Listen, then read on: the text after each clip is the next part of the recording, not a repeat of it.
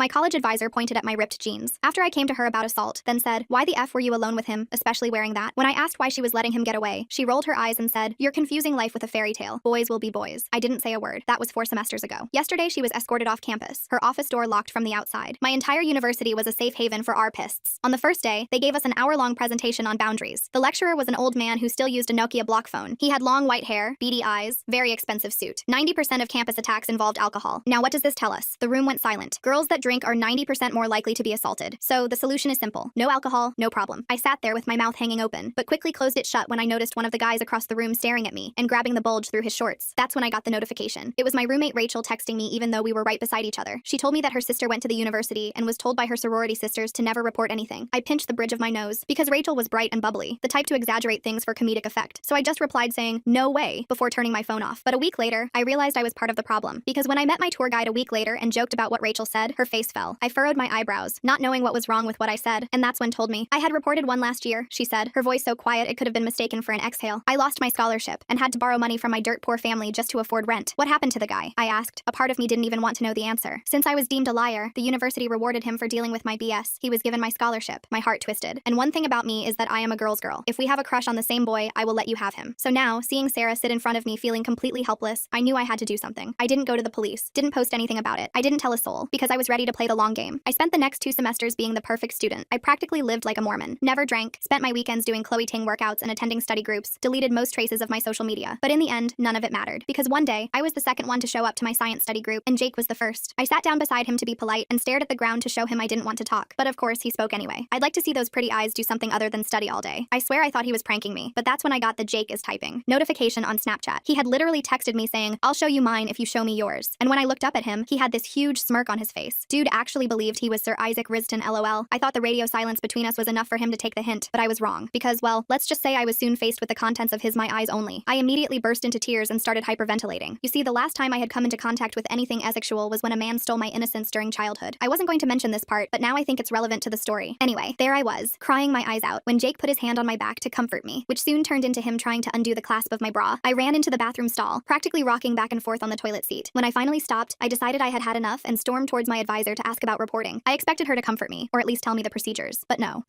Why the F were you alone with him, especially wearing that?" She then pointed to my ripped jeans like they were to blame. I just smiled and walked away because I had an ace up my sleeve, one that I didn't want to pull out unless I absolutely had to. My daddy was a rich lawyer. He was the one who had put my childhood ARPist away, and I knew he would do anything for me. And I had just recorded our entire conversation. I called my dad that night. He listened to the recording 3 times without saying a word. Then he told me to document everything and keep my head down for now. He said he'd file the complaint himself but needed more evidence first. I trusted him completely. The next morning, Jake was already spreading rumors about me. Apparently, I was unstable and making things up for attention. His fraternity brothers started showing up everywhere I went. They'd sit behind me in the library taking photos. They'd follow me to the dining hall and film me eating. One of them even stood outside my dorm room for 20 minutes just staring at the door. I kept my phone recording constantly. Sarah texted me that night asking if I was okay. She said she recognized what was happening because they did the same thing to her. I told her I was fine, but she could hear the fear in my voice through text somehow. Rachel started acting weird around me. She'd leave the room whenever I entered. She stopped inviting me to lunch. I figured Jake's crew had gotten to her too. Then one night she broke down crying. She told me they'd sent her anonymous messages about her scholarship. They said if she kept being my friend, they'd make sure she lost it. That's when she finally told me the truth about her sister. Her sister was Jake's first victim 2 years ago. She had to drop out after losing her scholarship. Rachel had been carrying that secret since freshman year. I hugged her and told her it wasn't her fault. We both cried for like an hour. The university started their investigation, but it moved at a snail's pace. They scheduled my first interview for 3 weeks out. Meanwhile, my grades started dropping mysteriously. Assignments I'd submitted on time were marked late. Tests I'd aced came back with failing grades. My attendance records showed absences on days I was definitely in class. Someone with admin access was messing with my records. I screenshot everything and sent it to my dad. He hired a private investigator immediately. The PI started digging into Jake's background and connections at the school. Turns out Jake's uncle worked in the administration office. The same uncle who handled Sarah's case, the same uncle who handled Rachel's sister's case. The pattern was obvious. They called me in for a mandatory meeting with 3 administrators. They said Jake had filed a countercomplaint against me for harassment. They showed me edited screenshots of messages that made me look crazy. Messages I'd never sent. Someone had photoshopped whole conversations. I stayed calm and asked for copies of everything. They refused, said it was confidential. I recorded that too. My dad's PI discovered the administrator helping Jake was definitely his uncle. The guy had been there for 15 years. He had access to everything. Student records, complaint files, security footage. He could make anything disappear. And apparently he had been doing exactly that for years. I came back to my dorm one day to find it completely ransacked. Nothing was stolen, but everything was touched. My underwear drawer was dumped on the bed. My laptop was moved. My photos were scattered on the floor. It was a message. They wanted me to know they could get to me whenever they wanted. I installed a hidden camera after that. Sarah reached out again and asked to meet in person. We met at a coffee shop off campus. She looked around nervously the whole time. Then she told me she'd kept copies of everything from her case. The security footage that supposedly got corrupted. The original complaint that supposedly got lost. Even emails from Jake's uncle telling her to drop the case or face consequences. She'd been too scared to do anything with it. Rachel's sister agreed to meet me too. She still had her original paperwork, the documents the university claimed never existed. She showed me emails from administrators gaslighting her, telling her she was confused about what happened, telling her she was ruining a good young man's future. We started a group chat with encrypted messaging. Just me, Sarah, Rachel, and her sister at first. Then Sarah knew another girl. That girl knew 2 more. Within a week, we had 7 victims all sharing their stories, all with similar experiences, all involving Jake or his friends, all handled by his uncle. Rachel decided to go undercover. She started hanging out with Jake's friend group, pretending she ditched me for them. They bought it immediately. Guys like that always think girls will choose them over their friends. She learned about their group chats, their shared drives, the way they talked about us like we were conquests, like trophies. One night, she texted me frantically. She'd gotten into one of their laptops at a party, found a folder labeled wins. It was full of photos and videos of girls from our school, some clearly taken without consent, some showing girls who were obviously too hammered to know what was happening. I felt sick, but we finally had real evidence. My dad's PI had been building a timeline, tracking down former students who'd transferred suddenly, following paper trails of complaints that went nowhere. He found 12 victims over 5 years, 12 girls who'd been failed by the same system, by the same administrator, by the same group of guys who thought they were untouchable. Jake started getting bolder. He'd show up wherever I was, stand just close enough to make me uncomfortable, close enough that I could smell his cologne, the same cologne from that day in the study room. He'd smirk at me, whisper things when no one else could hear, tell me I should just give up, tell me no one would believe me, tell me I was wasting my time. His uncle called me in for another meeting, told me my grades were slipping, that maybe I should consider transferring, that this environment might not be healthy for me. I smiled and nodded and recorded every word. He had no idea what was coming. The other girls were getting braver too. We met in person for the first time, all 7 of us in Sarah's apartment. We compared notes, shared evidence, cried together, laughed together, felt less alone. Some of them had been carrying this weight for years. Finally, having people who believed them changed everything. Rachel kept feeding us information from the inside. Jake's group was planning something big for the upcoming party. They were joking about finding fresh meat, about teaching the uptight girls a lesson. She recorded everything on her phone. We knew we had to act soon. My dad had been working with his legal team, building an airtight case, but he said we needed one more thing. We needed Jake to admit what he'd done, to implicate himself and his uncle, to show the pattern clearly. It seemed impossible. Guys like Jake don't confess. They deny until the end. But I had an idea. I knew Jake's biggest weakness was his ego. He couldn't resist bragging about his conquests, his connections, his untouchable status on campus. So I set up a meeting with him in the library, 3rd floor, back corner, the same spot where everything started 3 months ago. I made sure to arrive early, found a table with good acoustics, and tested my recording app multiple times. The little red dot blinked steadily. Then I waited, watching students filter past with their coffee cups and heavy backpacks, oblivious to what was about to happen. He showed up 20 minutes late on purpose. Classic power move. He sauntered in wearing his usual uniform, khakis, boat shoes, that navy polo with his fraternity letters embroidered on the chest. He sat down across from me with that same smirk that used to make my skin crawl. Now it just made me more determined. I kept my face neutral, channeling every acting class I'd ever taken. Told him I wanted to talk about dropping my complaint. His eyes lit up like a kid on Christmas morning. He leaned back in his chair like he'd already won, man-spreading and taking up more space than necessary. I fed him exactly what he wanted to hear, each word carefully rehearsed. Said I was tired of fighting the system, that my grades were suffering from all the stress, that I just wanted to move on with my life and forget this whole mess. He ate it up like the privileged predator he was. Started talking about how smart I was being, how this was best for everyone involved, how glad he was that I finally understood how things worked in the real world. Then I played dumb, widening my eyes just enough to seem naive. Asked him why the university was so against me, why they seemed to take his side immediately without even investigating properly. That's when his ego took over completely. He started bragging about his uncle, the dean of student affairs, about how many times his uncle had handled situations like this, about how the system was designed to protect guys like him from misunderstandings. He actually used air quotes. I kept asking innocent questions, tilting my head like I was genuinely curious. He kept answering, getting more animated with each response. Told me about Sarah, the scholarship student from last year who'd tried to report him, about Rachel's sister who'd been too traumatized to even finish filing paperwork, even mentioned names I didn't recognize, Jessica, Maria, Ashley, girls who'd left school suddenly mid-semester, girls who'd been too scared to even file reports. He was practically glowing with pride, like he was recounting sports victories instead of destroying lives. Rachel was positioned at another table 15 feet away, recording from a different angle with her laptop camera aimed our way. She'd told Jake's friends she was studying for organic chemistry there. They didn't suspect anything. Why would they? She'd been hanging with them for weeks now, laughing at their stupid jokes, pretending to be impressed by their trust funds, playing the role perfectly while documenting every disgusting thing they said. Jake leaned in close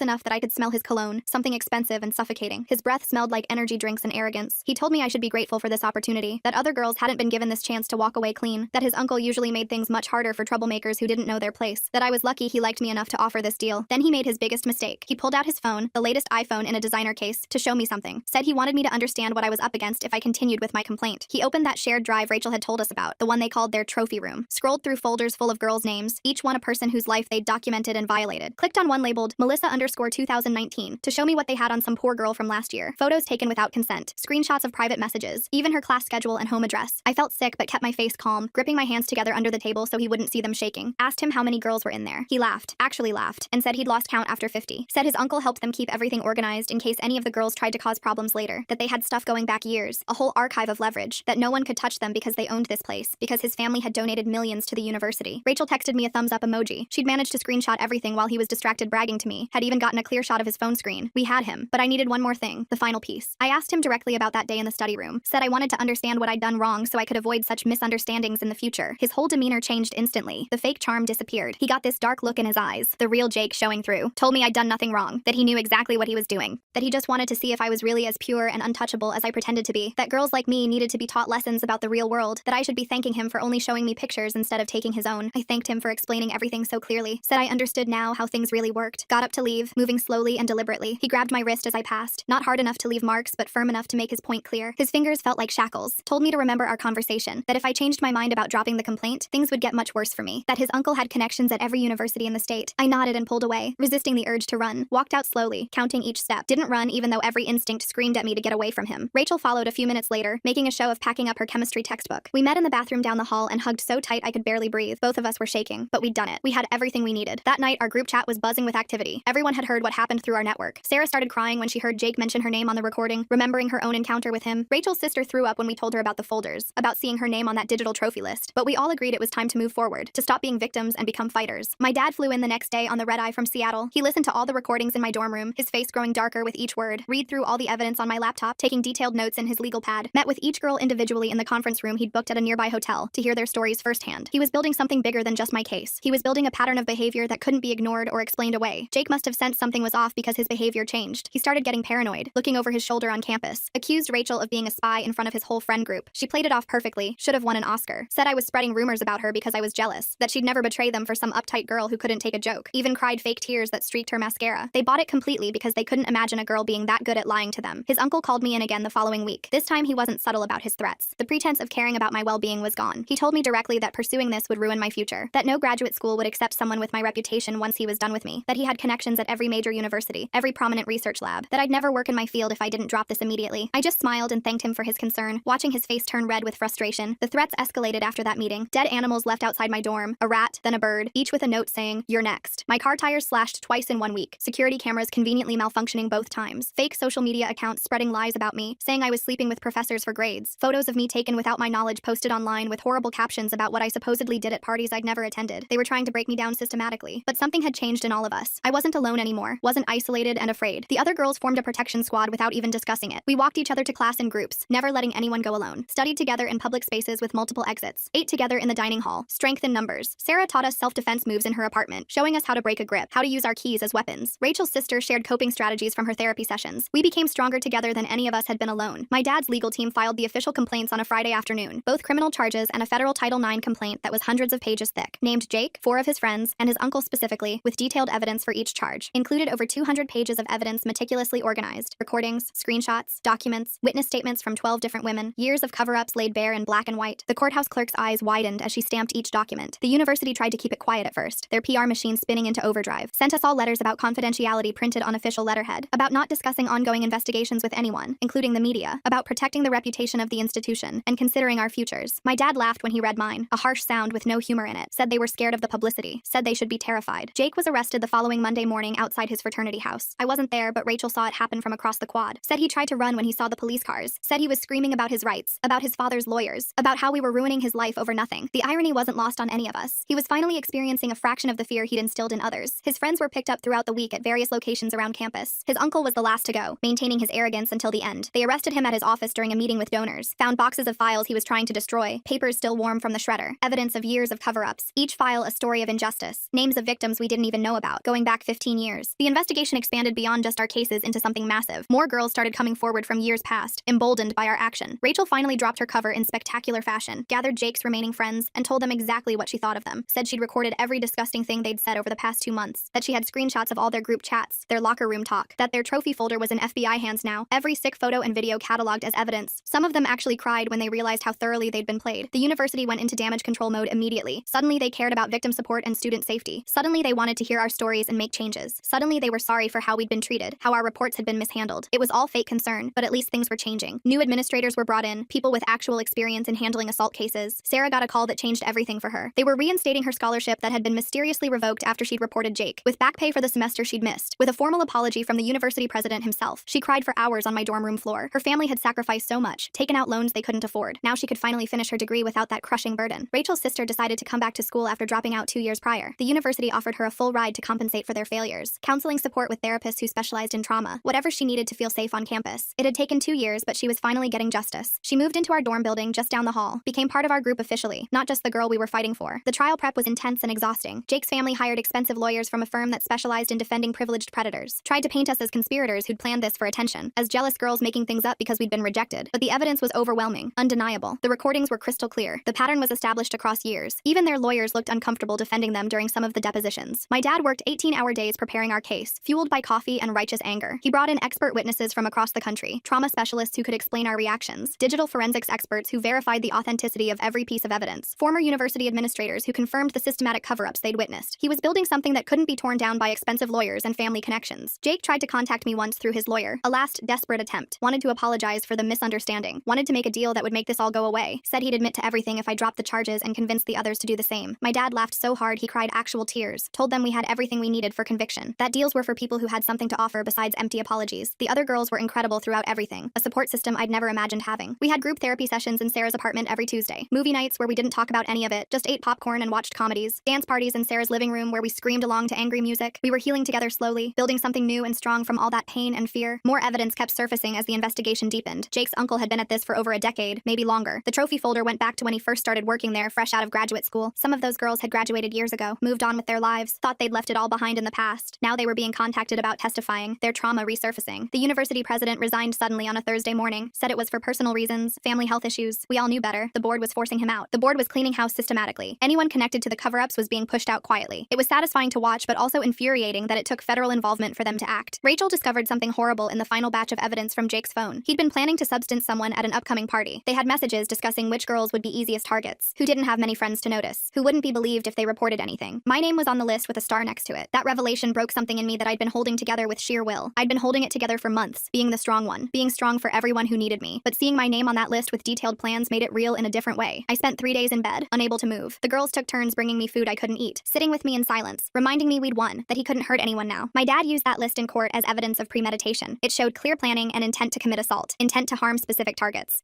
Jake's lawyers tried to argue it was just talk between college boys, just jokes between friends that were taken out of context. But combined with everything else, it painted a clear picture for the jury. These weren't mistakes or misunderstandings. This was predatory behavior from someone who'd been enabled his whole life. The university settled the civil suits quickly and quietly. They couldn't afford the publicity of a drawn-out trial with daily news coverage. Each victim received substantial compensation, scholarship reinstatement for those who'd lost funding, formal apologies that actually acknowledged wrongdoing, policy changes named after us that would protect future students. It wasn't enough for what we'd endured, but it was something tangible. Jake's uncle pled guilty to avoid the spectacle of a trial. Couldn't face having all his crimes laid out publicly for his colleagues to see. He got 5 to 7 years in federal prison, lost his pension he'd built over decades, his reputation in academic circles destroyed forever. Everything he'd built by destroying others crumbled. He looked small in his orange jumpsuit at sentencing, pathetic and ordinary without his power. The criminal trial for Jake and his friends took months of preparation and testimony. We all testified over several days, faced brutal cross-examination from defense attorneys, relived our worst moments in front of strangers who were judging our credibility. But we did it together as a united front, supported each other through the hardest questions, held hands during the worst parts when they showed evidence, refused to be broken by the process designed to break us. Jake took the stand in his own defense against his lawyer's advice. It was a catastrophic mistake. He couldn't help himself, the narcissism too strong. Started lying about things we had recordings of him saying. Got angry when confronted with his own words. Showed everyone in that courtroom exactly who he really was beneath the polished exterior. His lawyers looked defeated as he destroyed his own case. The jury deliberated for less than a day before returning. Guilty on all counts: assault, conspiracy, harassment. Jake got 8 to 12 years in state prison. His friends got various sentences based on their level of involvement. When they read the verdict, Jake's mom screamed from the gallery, called us liars and whores, had to be physically removed from court by bailiffs. I felt nothing but hollow victory. After it was over, we all went to Sarah's apartment in silence, ordered pizza that sat mostly uneaten, cried until we had no tears left, laughed at things that weren't funny, felt empty and full at the same time, drained but complete. Justice had been served, but it didn't erase what happened to us. Didn't give us back the time we lost to fear, the innocence stolen by predators. But it was something real and final. The university implemented new policies within months, independent reporting systems run by trained professionals, mandatory training that actually addressed consent and bystander intervention, support services run by people who understood trauma and believed survivors. It wasn't perfect, but it was better than before. Future students would be safer because we fought and won. I started speaking at other schools the following semester, sharing our story to packed auditoriums, warning about the signs everyone missed, teaching girls to trust their instincts when something felt wrong, to support each other instead of competing, to document everything because memory could be questioned, to never give up even when the system failed them. My dad came to every speech when he could, said he was proud of me afterward, that I was stronger than he ever imagined possible. Sarah graduated with honors that spring, gave a speech at commencement about resilience and finding strength in community, about finding your voice when others tried to silence it, about the power of believing survivors and standing together. She got a standing ovation that lasted 5 minutes. Jake's empty seat in the audience said everything that needed to be said about consequences. Rachel's sister finished her degree too after returning, walked across that stage with her head held high and shoulders back. Her family cried in the audience. Rachel cried beside me. We all cried together. It had been a long journey back, but she made it. Proved that they couldn't destroy her spirit, that she was more than what happened to her in that dark room. Our group stayed close after graduation, bonds unbreakable. We had connections forged in fire and struggle, understanding born from shared trauma and triumph, love that came from seeing each other at our absolute worst and choosing to stay anyway. We were more than survivors now. We were sisters in every way that mattered, warriors who'd fought together, champions for each other, and those who came after. The ripple effects continued for years afterward. Other universities started investigating similar patterns of cover-ups. More administrators were exposed and removed. More victims found justice and closure. We'd started something bigger than just our individual cases. We'd changed how these things were handled systemically, made it harder for predators to hide behind institutional protection. I still have nightmares sometimes that wake me in cold sweats, still flinch at certain smells that bring me back, still feel my heart race in empty study rooms with no windows. But I also feel proud of what we accomplished, strong in ways I never imagined, connected to something bigger than myself or my trauma. We'd faced monsters and won decisively, protected future students from similar harm, refused to be silenced by power and threats. Jake will be out eventually on parole. His uncle too if he serves minimum time. They'll have to register as offenders for life, live with restrictions on where they can work and live, face consequences for the rest of their lives wherever they go. It's not enough for what they took from us and others, but it's something tangible. And sometimes something has to be enough to move forward. The university put up a plaque in the library last year, right where Jake cornered me that first time. It talks about consent and respect, about resources for those who need help, about the importance of believing survivors and taking action. I like to think of him seeing it when he gets out someday, knowing that spot where he felt powerful and untouchable now stands for everything he tried to destroy, that his hunting ground became a monument to his downfall. We won in every way that mattered. It cost us everything, but we won completely. And now when I tell this story to new audiences, I don't shake anymore from remembered fear. Don't cry from the pain of memory. Just feel proud of what we accomplished together, of who we became through struggle, of the girls we protected by refusing to stay silent when silence was expected, by playing the long game with patience, by winning against those who thought they were untouchable. I spent the next few weeks trying to get back to normal, started going to classes again, eating regular meals, sleeping through the night without waking up in panic. The other girls and I still met up twice a week at Sarah's place. We'd order Chinese food and watch trashy reality TV. Nobody talked about the trial or what came next. We just existed together in comfortable silence. Then one Tuesday my phone buzzed during chemistry lab. It was my dad. Jake's family was appealing the verdict. They'd hired some hotshot lawyer from New York. Guy specialized in getting rich kids out of trouble. My hands started shaking so bad I dropped my test tube. The TA asked if I was okay. I wasn't, but I nodded anyway. The lawyer started a media campaign immediately. Went on every podcast that would have him. Said we were a coordinated group of liars, that we'd planned this whole thing for money, that the university settlement proved we were just after cash. He had this smooth way of talking that made lies sound reasonable, made Jake sound like the real victim. Rachel found the interviews first, sent them to our group chat at 2 a.m. We all stayed up listening to this man twist our truth into something ugly. He claimed the recordings were edited, that we'd seduced Jake and his friends for evidence, that my dad had coached us all on what to say. Every word felt like being assaulted all over again. Sarah wanted to respond publicly, do our own interviews, set the record straight, but my dad said no, said it would only give them more ammunition, that we'd won in court where it mattered, that public opinion couldn't change the verdict. He was right, but it still hurt watching people online debate whether we were telling the truth. The appeals process meant more meetings with lawyers, more depositions, more questions about every detail of our lives. Jake's new lawyer was worse than the others. He'd ask about our dating histories, our social media posts from high school, whether we'd been drinking at parties freshman year, trying to find anything to make us look bad. I started getting messages from strangers, some supportive, most not. They'd found my Instagram even though it was private, somehow got my phone number, my email. Random numbers would call at 3 a.m., breathing heavy, whispering threats, saying they knew where I lived, that Jake was innocent, that I'd ruined a good man's life. Campus security increased patrols around our dorms, but they couldn't be everywhere. I'd see guys who looked like Jake's friends and panic, run to the nearest building, hide in bathrooms until my heart stopped racing. Later I'd realize they were just random students, but in the moment my body couldn't tell the difference. Rachel's mental health started deteriorating. She'd been so strong during the trial, our secret weapon, but the aftermath was crushing her. She stopped going to classes, stopped showering. Her roommate called me worried, said Rachel hadn't left her bed in 3 days, just stared at the ceiling playing the same song on repeat. We staged an intervention of sorts, all showed up at her dorm with her favorite snacks, didn't leave until she talked to us. She broke down completely, said she felt guilty for betraying Jake's friends, even though they were monsters, even though she'd done the right thing. She couldn't shake the feeling that she was a terrible person. Sarah's family started getting calls too. Her little sister was being bullied at school, kids saying her family was full of liars, that Sarah had made everything up for attention. Her parents wanted her to come home, transfer schools, start fresh somewhere nobody knew her name, but Sarah refused to run. The university tried to distance themselves from the whole situation, stopped returning our calls about the promised policy changes. The new support services were understaffed and underfunded. The independent reporting system was run by one overworked counselor. Everything they'd promised was falling apart already. My grades were suffering from all the stress. I'd been pre-med since freshman year, had a 3.9